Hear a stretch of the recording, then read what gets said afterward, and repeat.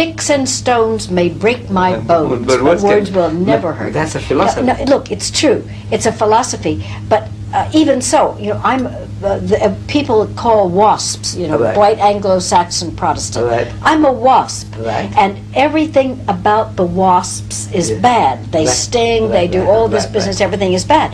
Now, if I spent the rest of my life Right. huddled in a corner, crying or afraid to walk out Yeah. because God borned me, Right. a white Anglo-Saxon Right. Protestant, Right. I would never go out. I wouldn't do anything. Right. I can still love the people Right. who don't like the program and who Right. call me a wasp Right, and who right. don't like older white ladies or Right. whatever you call it, Right. or call me a prude, Right, right, right. or call me... There are 1,000 bad words you could apply to me, I'm quite sure. Right.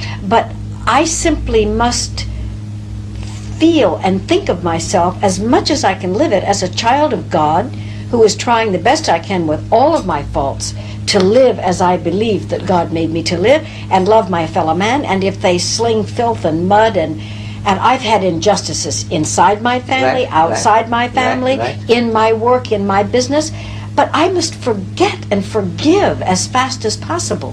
Do you not feel that God, as the Mohammedans, Muslims see him Yes. and experience him, Yes. would he not have forgiveness in his heart and soul? Oh, I'm not no, calling no, it no. good. Forgiveness for God, He can forgive whom He likes. Ah. Right.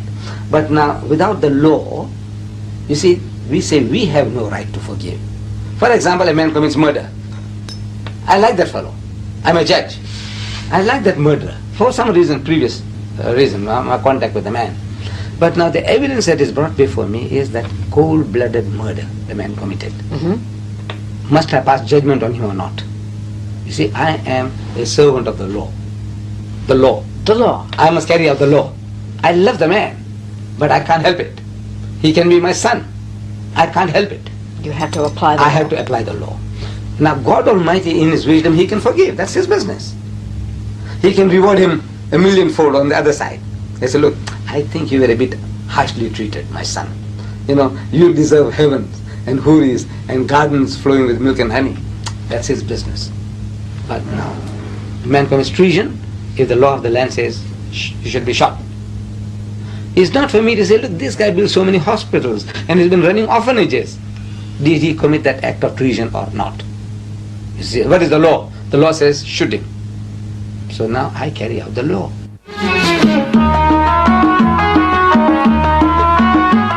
See, and all those people in South Africa, I have people outside the country Right. who committed treason and they committed murder. The Afrikaners or the white South Africans have a hit squad of some kind that Right, right, right. and Yeah. those men committed murder. Right. Now, would you, under the laws of Islam, would they all be put to death, or would one side be forgiven and the other side not be forgiven, or would they all be amnesty? I think, you see, because to me, if I look at it, that this was a war. Undeclared war between the two. Yes. So as such, to me, this was war, and now we have come to the war has come to a halt. We says forget about the past and let's reconstruct the country on a new principle of forgive and forget. So I mean, you would that's wipe personal. out both sides? Both sides I would wipe out. Because if I said, if you have to punish the one side, you must punish the other side. And there's no end to it. There won't be any end to that. So recrimination carries on, and it can still lead to further bloodshed. So with all let's assume for a moment, and this is assumption, I'm not making accusation, let's assume that there were X numbers of murders committed on the outside revolutionary side and X number of murders committed on the inside white police squad. Everybody should be equal and they should all Just be... forget about the thing and carry on from here. But Mr. Rushdie should be executed. Oh no, this is a different case altogether, because now he is not repentant at all. He is going on further and further. He wants to broadcast this further, more and more. This is greed of gain. You say 40 people have already paid with their lives. 40 Muslims have died. So many women have been widowed, so many children orphaned because of his pen, poison pen. How? I didn't know that. How did they...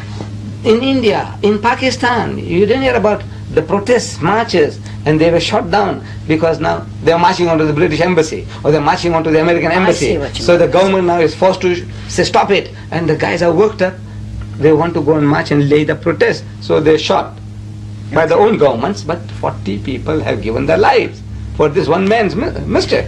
Okay, but look at all the hundreds of people that gave their lives on both sides for the ANC, and I'm just using that as an example. It could be the others too, and the white hit squads. The women and children in supermarkets and 40 Muslims have died. Yeah. Rushdie, he's in safety. He's enjoying having a jolly good time with his millions, and he's unrepentant.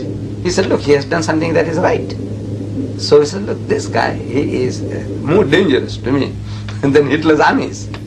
We have been visiting today with Sheikh Al-Hajj Ahmed Deidat, President of the Islamic Propagation Center International in Durban, South Africa, on the 16th day of February 1990.